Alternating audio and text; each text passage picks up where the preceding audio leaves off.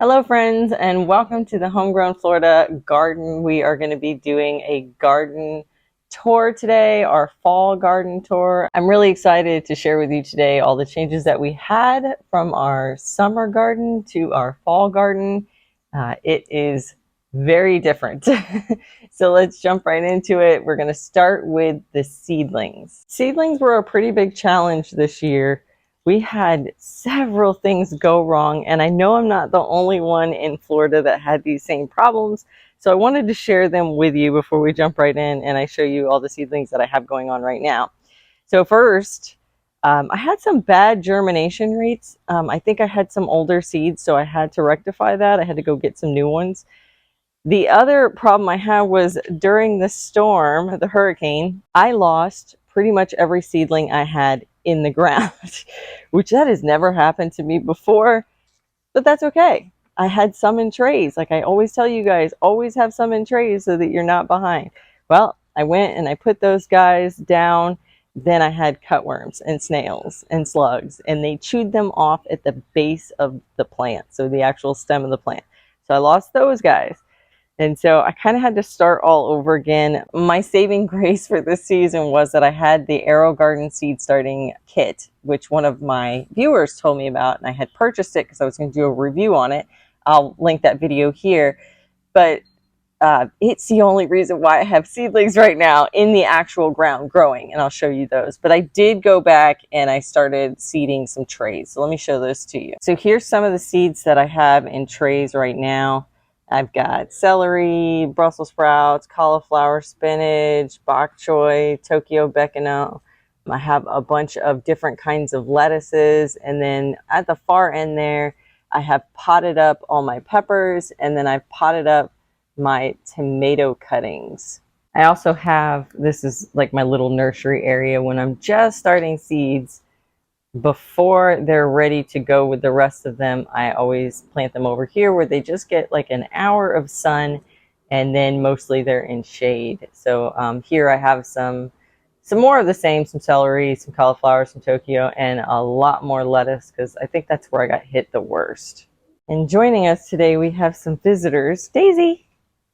Hi, Daisy.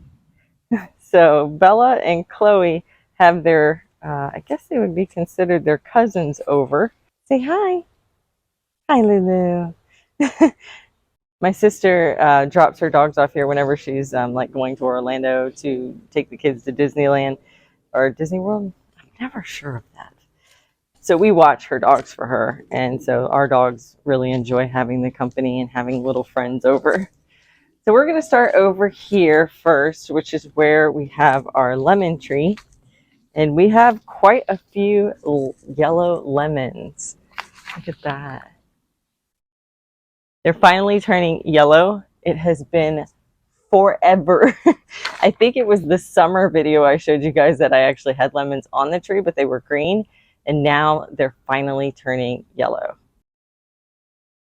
Lemon trees are pretty much known for being fruited almost year round here in Florida. But they have different, different stages of maturity. I'm trying to find one for you that is still green.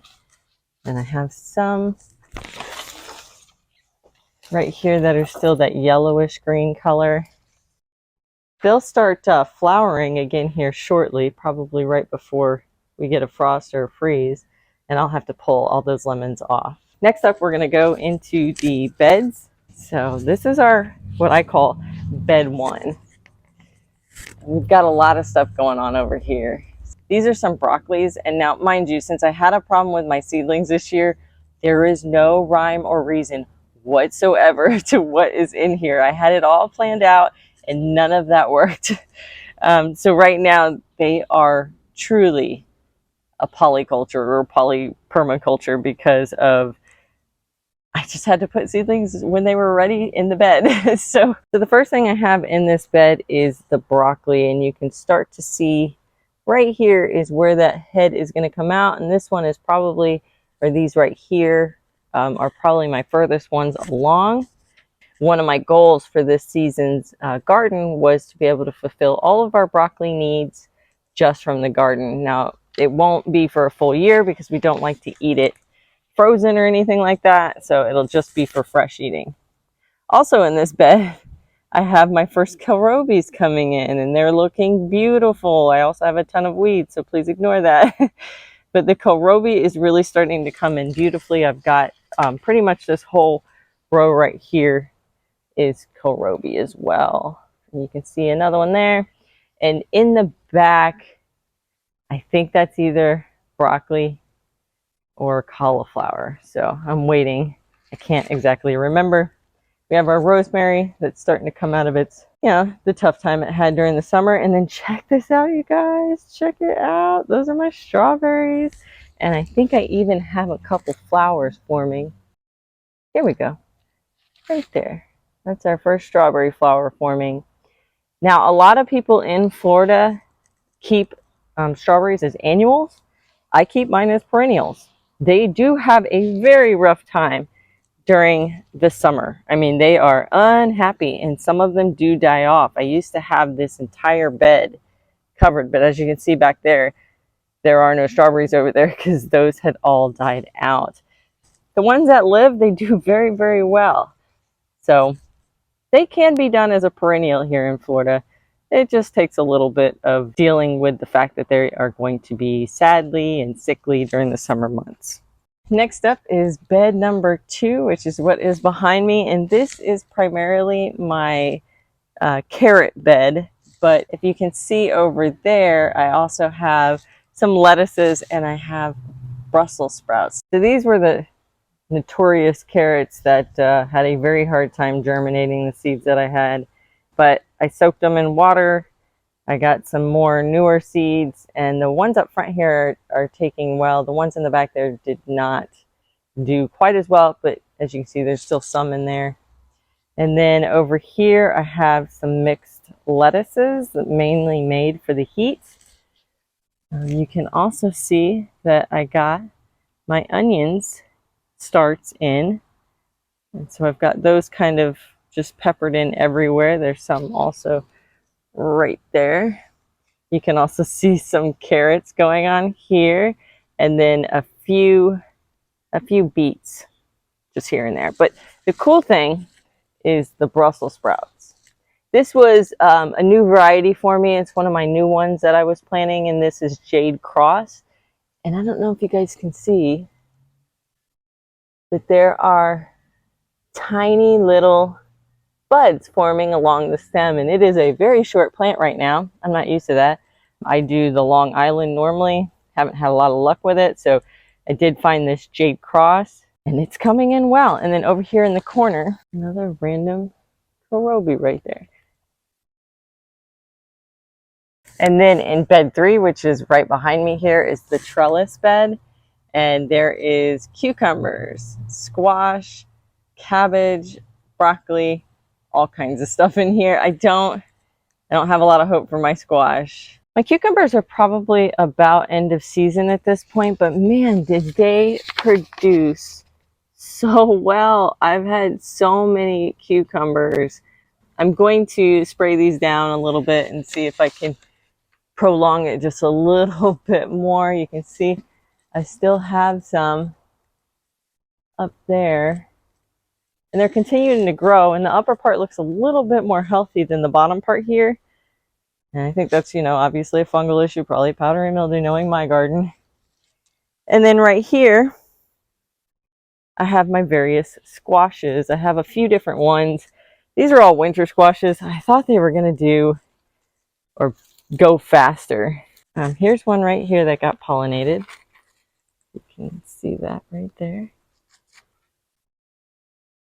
Looking pretty good, but I have no idea if we're going to get a frost before those guys come in. I also have some sugar snap peas in this bed that's climbing this trellis right here, and I'll show you more of those. They're coming all the way up right here, and we got a little bee friend that is joining us.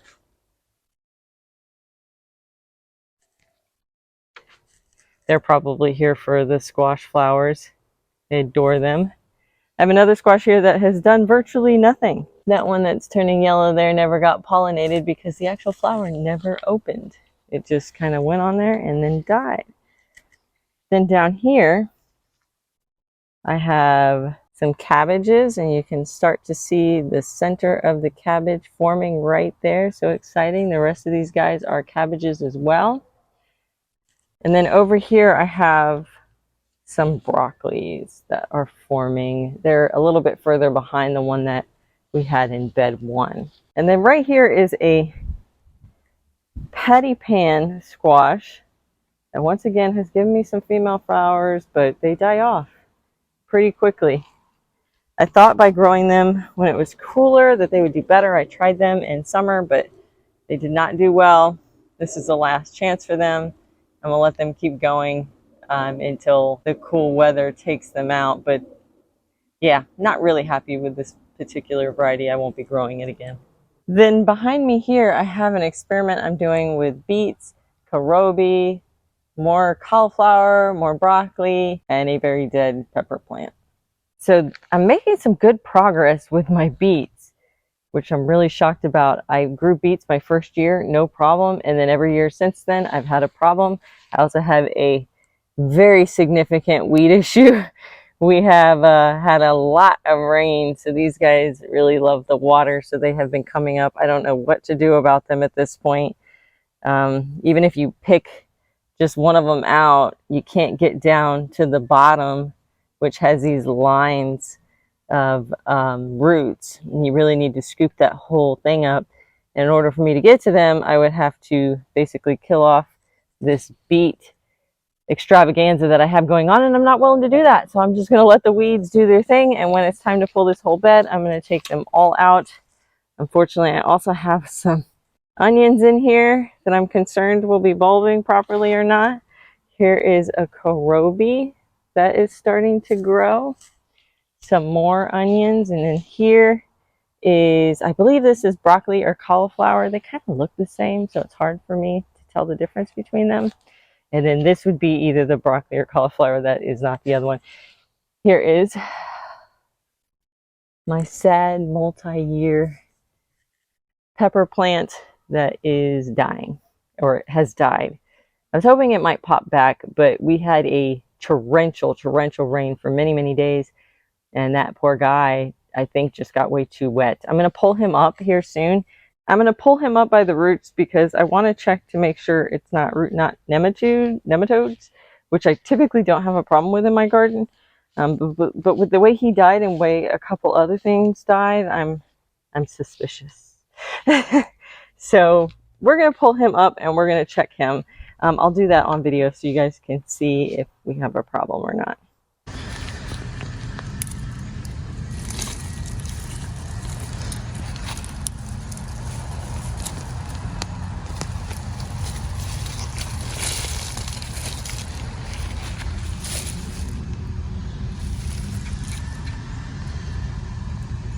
Okay, so good news. It is not root knot nematodes, because as you can see, the roots are long, skinny, and I see there's some dirt, but there are no knots, which is great news. I think it was just too much water and they died off. Next bed is bed 5, which is behind me. This bed here has my mustards, it had some beans, and it has my tomato plants. I have, let's see here, 1, 2, 3, 4, 5, 6 or 7 tomato plants in the garden. 2 are volunteers, the rest I planted myself. Here's the tomato plants up these bamboo. And the fruiting on these 2 on the end are just amazing. And I wanted to give you guys kind of a follow-up. So the one on the right, I used mycorrhizin, and the one on the left I did not. And I got to tell you, I can't really tell a difference. In fact, the one that I didn't use it on looks like it's doing better, but I think that's probably a variety situation. But they both have a ton of fruit. So I have to say that I don't really see a need or purpose for that stuff. So I won't be recommending it. I'm actually going to take it off my recommendations. In the descriptions of every single one of my videos, I put everything that I used, and that has been on there, and I'm going to take it off. Some people swear by this stuff, but I didn't see a difference. And for the price that it costs, I just can't recommend it. So it's going to come off the list. Anything that I recommend, I use myself in my garden. I have tested it. It's one of the few things that I put out there because everyone said it was amazing that I hadn't tested yet, but this was my test, and I don't see a difference, y'all. I don't see a difference at all. They both are fruiting wonderfully. In fact, the one without mycorrhizin is actually fruiting better. This is also a place where I have some onions. I kind of put them all throughout the garden, and my favorite mustards, which is the Chijimisai and the Tokyo Bekina. Those are my two favorites. I also have a couple Brussels sprouts going on right here. And then if you'll notice, there's a pretty big empty spot here. That is where the garlic is going in just a couple weeks. I had to save a spot for it. Next up in bed 6, these are some volunteer mustards. They are like a red mustard seed that I really like to make mustard out of. So I didn't have as much as I'd like last year. So this year I'm going to let these guys go to seed for that purpose. Intermingled in there, I have some green beans, and they're kind of all throughout the bed. Here are some more of my green beans. And then I also have a purple variety back here. Let's see if I can get to it. There we go. Here's that purple variety, green bean. Now you might be wondering if you watch my videos for any length of time, Patrina, isn't this the bed with the potatoes? It was. It was. In fact, you can, where is it? Oh, there's one. One sad, sickly, awful looking potato. The rest are gone. And I have found these like divots or holes in the bed throughout where I kind of put those potatoes. There's another one right there. All the potatoes just, oh, look, there's one coming up right there. Oh, maybe not all hope is lost here, but the rest of the bed, I have not seen any potatoes pop up. Not only did I plant the potatoes in here, but when they didn't come up after 4 weeks, I planted another set of potatoes in here. They did not come up. I found those little, these little dug holes all throughout the bed. And the only thing I can think of is some animal is coming through here and digging them out. So I kind of gave up on the potatoes, which is really sad because the potatoes were one of my goals for the year, to grow enough until spring. And you guys know I haven't had white potatoes in several months. So no potatoes. I've never had such a hard time growing potatoes, but this was the year. This was the year for, having a hard time with everything. It's really a humbling experience, especially with things that you have always been able to grow before. But potatoes, it wasn't a go this year. So we'll try again in spring. Right now, I'm just going to leave it alone in case it is an animal that is coming and stealing my potatoes. That way they realize that there's none here for them to eat anymore or take or whatever they're doing with them. I don't even know an animal that wants to take potatoes. If you guys know, head to the comments because I am very curious. But no potatoes. So for Thanksgiving, I did go buy some potatoes, which I'm not really happy about. But you have to have mashed potatoes for Thanksgiving. So I have rededicated this bed for the greens. I'm also growing more broccoli, more Brussels sprouts, more cabbage. Pretty much anything that's in a seedling tray is just getting chucked in here in whatever way that I can get it in here. Now for bed 7, these are my peppers that I'm going to overwinter. These are the sweet peppers right here. This is a tomato that I put in. Here is a tomato that's looking rather sad, but it's actually looking better than it did. It was a volunteer that popped up over in the other bed. I moved it over here when it was quite older, and it's hanging in there. I have some more peppers that are looking kind of sad. I'm going to fertilize these two because they are looking a little yellowish. And then my pride and joy bed, everything lettuce and greens, really starting to fill in finally. Bed 8 here has all of our different kinds of lettuces: loose leaf, butter crunch, romaine, endive, bok choy, pak choy, and then a couple of our items from our kitchen garden hacking video, as well as something I'm really excited about, y'all: celery. I have not had success growing celery before, but this is the biggest these guys have gotten for me. And I think the trick, if I'm just guessing so far, the trick has been I put it in my most shaded bed. This bed gets maybe 3 or 4 hours of sun a day, and then it's shaded pretty much the rest of the day. And the celery is really coming well. And also the lettuce seems to not mind it, as well as the bok choy. Every bok choy I've gotten that I've grown in my garden at this particular size, it is already bolted. So I think it's the sun. So the limited amount of sun that it gets over here is really helping some of these guys who I've struggled with before. And I'm really excited about that, because I thought I was done building beds, like 8 is plenty, but I might put one more bed right next to this one right there. Because if these plants love this little amount of sun over here, it might make sense to build one more bed right there for these, partial sun plants.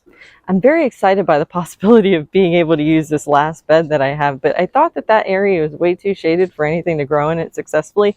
But clearly there are things that absolutely love that shade. And so I think that's what I'm going to do. Now up we have our green stalks. I have 2 of them up right now. I always said I was going to get that 3rd one up, but I just haven't done it. Hey, Daisy, don't drink that water. Now, some of these are looking a little bit bare, because the things that were in it, I put a bunch of green beans in it, and so the green beans are no longer really doing well anymore. On this side, in this particular one, I had my red beans and my kidney beans right here. I just got a couple left that I'm waiting to dry up. This is a borage that I'm really excited about. I've got some lettuces, some kales, and some flowers.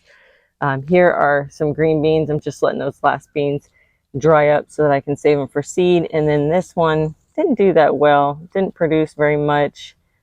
So I'm just going to let those create the seed. And then down here, I think this is an Ethiopian kale from summer. It's one of the few kales that really do well during the summer, especially in partial shade, which is where this is.